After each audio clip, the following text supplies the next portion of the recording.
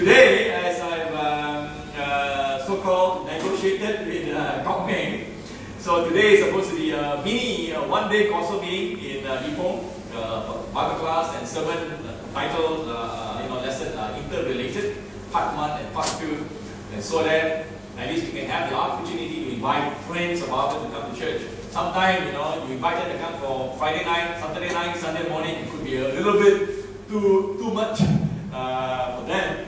And so one day, only one Sunday morning, so they may just come and pay us a visit and try us out and see, how we guys do things in the church.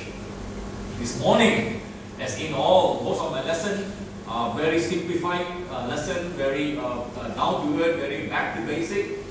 If all of us can just learn all this basic information, and more important than that, put those basic information, basic teaching of the scriptures into practice in our personal life, I believe all of us will be strong Christian, and the church that we belong to, wherever you may be, can and will be a very strong congregation.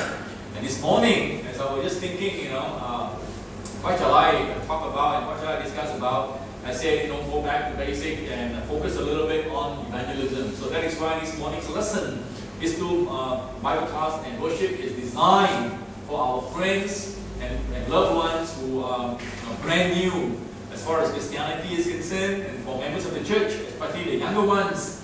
We are very concerned about the younger ones in the church.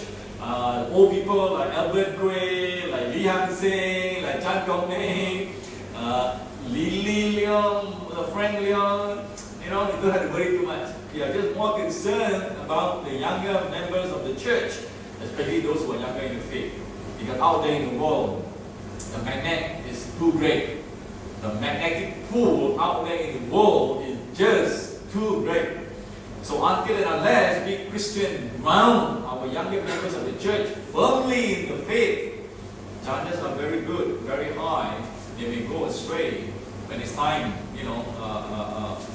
when they're out there facing the world. We have got sisters of the church who marry non-Christian, and today they are no longer attending church. And it pains the leadership of the church, decline. And it pains the leadership of any congregation to see their sheep, their young sheep, leave the fold. And it's really, really sad. On one hand, we are doing our best to reach out and to preach to our friends who are non-Christian, sharing with them the knowledge and the gospel and the scriptures. But on the other hand, we find members of the church leaving the fold just like that. And it pains the leadership of the church. And it pains the parents of the church, parents of this individual. Those of you who know gospel, you have been here a few times. I was just, once in a while, got now Maxis at 20 cents 1 minute worldwide. So, can call a bit more often and encourage these people. These people are really lonely people. Gospel and why hardly anybody to sit down. So when you call them from here, they feel so good. And then they will pour out their joy and their frustration. The gospel is saying, all my life, for the last 50, 60 years, I've been out there teaching and convincing and preaching and pulling people into the church, and here my grandchildren are no longer in the church. It really breaks his heart as a full-time veteran gospel preacher to have that happen to his family. And so it is the heavy responsibility on the leadership of the church to do their best, to do the right thing, so that the younger members of the church remain strong. And I hope that this morning, the lesson and the pointers that I'll be presenting will help each one of us to at least remain strong for a longer period of time, if not all the way until physical death happens to each one of us. One very important question, there are a lot of questions, very important question in life, but one of the most important questions is, why become a Christian? Why should I become a Christian? Why every human being ought to become a Christian? Why? And for members of the church who are already in the fold, who are already in the church, why should I remain faithful until physical death happens to me, or until when Christ comes again? And so today, I hope that the information here will truly help us to remain faithful and to hold on Christianity as something solid. When Jesus first introduced Christianity, in Matthew chapter 13. He was using parables. And he was trying to impress upon the mind of his listeners what Christianity is all about, what the kingdom of heaven, kingdom of God is all about. And he gave a few examples. And one of the examples he gave was what? Here was a man who was wandering in the field, and in the field he found a hidden treasure, something that is of value. And then what did he do? He went back and sold everything he had, and he bought the field, and he kept the treasure. That is what Christianity is all about. When someone talks to us about Christianity, we are just like that man. We stumble upon a hidden treasure. And Christianity is also referred to a man who is maybe a jeweler who is very familiar with pearls. And he went around looking for pearls, and he found a precious, precious pearl. And he sold all that he had, all the other inferior pearls and all the other inferior jewelry, and he bought that pearl because that pearl is of great value.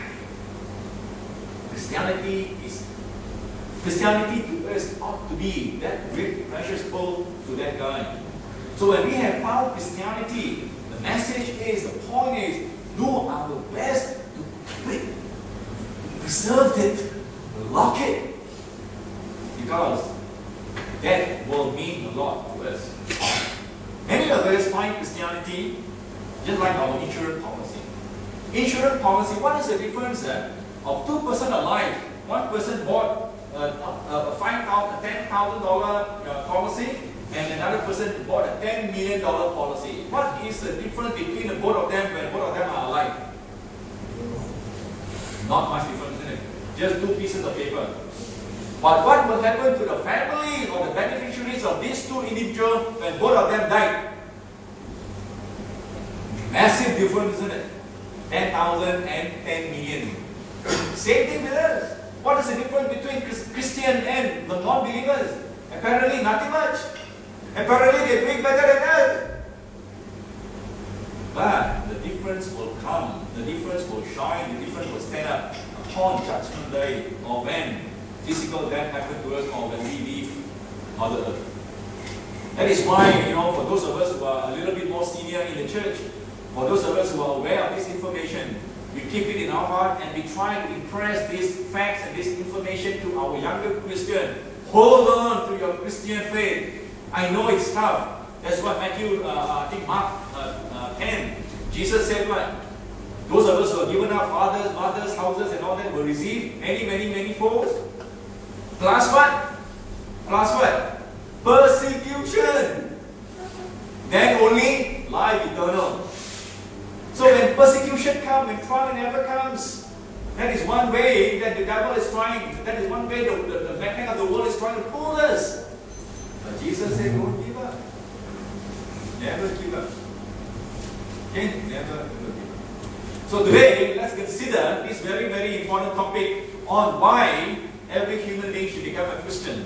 But before we go there, I want to put a smile on your face. Put a smile on your face.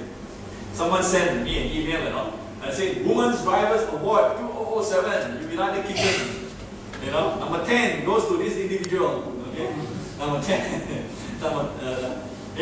Number 9 goes to this woman driver who are able to park his car like that.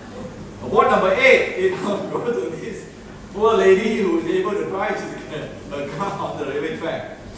Number 7. Award number 7 goes to this lady. Number 6 goes to this lady. Number 5 goes to this lady. Okay, go to this lady driver. Number 4, policewoman driver. Number 3, this woman driver. Number 2, woman driver. And the best award, the number 1 award, goes to I wonder how they drive the car all the way to work. But anyway, to be okay, let's be a little bit serious now. Why every human being should become a Christian, and why you, for those of you who are already Christian, why you ought to remain faithful Christian, and for those friends of ours, friends of yours, family members of yours, why we ought to do our best to also help them become Christian. Okay, threefold today, three main reasons. But before we go into that, Just study a little bit about the word Christian. The word Christian is found only 3 times in the New Testament. Only 3 times. I will go through very quickly because of time constraint, alright? But the notes are there. The information are there. Acts 11:26. The disciples were called Christian first in Antioch. So you find the word Christian in Acts. And then in Acts 26:28, and Paul was talking with King Agrippa, trying to convince